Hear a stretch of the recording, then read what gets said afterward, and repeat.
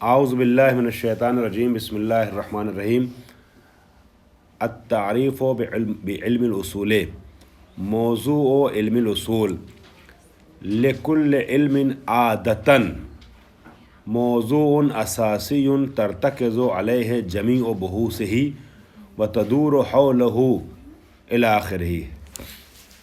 سب نے کتاب اپنی کھول لی؟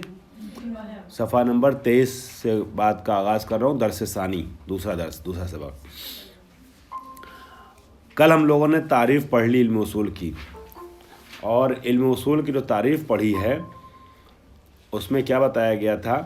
علم اصول کی تعریف میں شہید صدر نے تعریف کرتے ہوئے ایک اصطلاح پیش کی تھی، اور اس میں عناصر مشترکہ فی الاستنباط کا ذکر کیا۔ ٹھیک ہے، کہا کہ میں چاہ رہا ہوں ان کی کتاب میں جو لکھا ہوا ہے وہی پڑھوں۔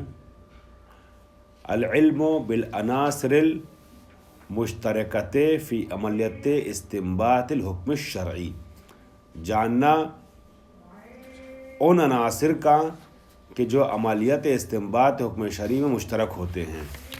عناصر مشترکہ فی عملیت الاستنباط الحکم الشرعی کا جاننا، یہ ہے علم اصول کی تعریف۔ عام طور پہ تعریف کے اندر موضوع بھی چھپا ہوتا ہے، یہاں بھی ایسا ہی کچھ ہے۔ آج ہمارا درس موضوع کے متعلق ہے۔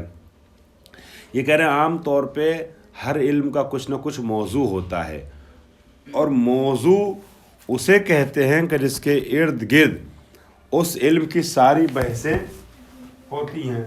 مثال کے طور پہ طب ایک علم ہے، طب ایک علم ہے، اور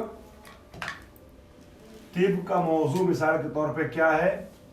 بدن ہے۔ علم طب کا موضوع کیا ہے؟ بدن ہے۔ تو بدن انسانی سے ریلیٹڈ جتنی بھی بحوث ہیں، ہے نا، اس کی صحت کے حوالے سے، اس کے بدن کی خرابی کے حوالے سے، ٹوٹنے پھوٹنے کے لحاظ سے، یا اور کوئی اچھائی یا برائی کے لحاظ سے، مرض ہو، کچھ بھی ہو، یہ تمام جو امراض جسمانی کی گفتگو ہوتی ہے، اس میں سے کچھ کی گفتگو علم نحو میں، کچھ کی گفتگو علم میتھمیٹکس اور علم ریاضیات میں ہوتی ہے، کچھ کی علم فقہ میں ہوتی ہے، کچھ کی فلسفے میں ہوتی ہے، کچھ کی جو ہے مثال کے طور پر جغرافیہ میں ہوتی ہے۔ ہیں؟